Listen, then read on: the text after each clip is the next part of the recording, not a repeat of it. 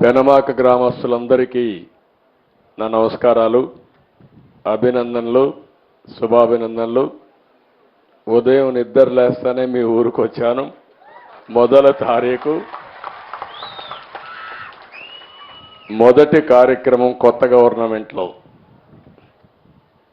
మీ అందరి దయ వల్ల, ఆశీస్సుల వల్ల నాలుగోసారి ముఖ్యమంత్రిగా ప్రమాణ స్వీకారం చేసి మొట్టమొదటి కార్యక్రమం తెలుగుదేశం పార్టీని అభిమానించిన నియోజకవర్గంలో ఏర్పాటు చేశాం. ఎప్పుడూ మంగళగిరి నియోజకవర్గం. అనేక సందర్భాల్లో 1-2 సార్లు మిత్రపక్షాలకు ఇచ్చాం.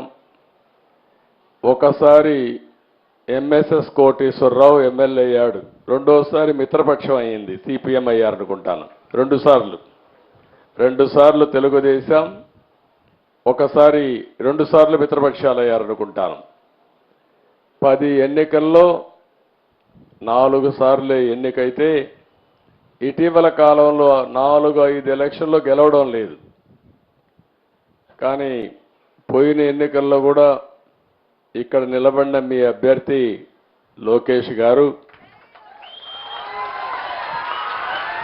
ఆ రోజు ఎన్నికల్లో ఓడిపోయినప్పుడు పట్టు వదిలిపెట్టకుండా మళ్ళా ఇదే నియోజకవర్గంలో పట్టు సాధించాలని కష్టపడి మీ అందరి అభిమానం చూరుకొని ఈరోజు ఒక విధంగా చెప్పాలంటే మంచి నియోజకవర్గాలు గాజువాక, అదే మరికి 95,000 మెజారిటీ అక్కడ.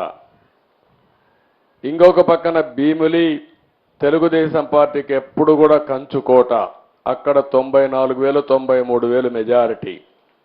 మూడో నియోజకవర్గం మంగళగిరి 92,000 మెజారిటీ. నేను ఇక్కడికి వచ్చానంటే తెలుగుదేశం పార్టీని అభిమానించిన మిమ్మల్ని గౌరవించే బాధ్యత మాకుంది. భవిష్యత్తులో కూడా ఒక విషయం మీరందరూ గుర్తుపెట్టుకోవాలి, అందరికీ న్యాయం జరగాలి.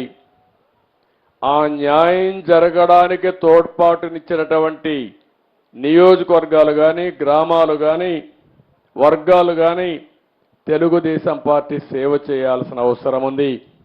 అందుకని నా మొట్టమొదటి కార్యక్రమం పెనుమాకలో, మంగళగిరిలో పెట్టుకోవడం నాకెంతో ఆనందంగా ఉందని చెప్పి మీ అందరికీ తెలియజేస్తున్నా.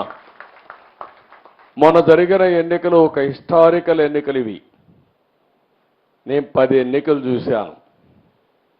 10 ఎన్నికల్లో ఎప్పుడూ జరగని విజయం.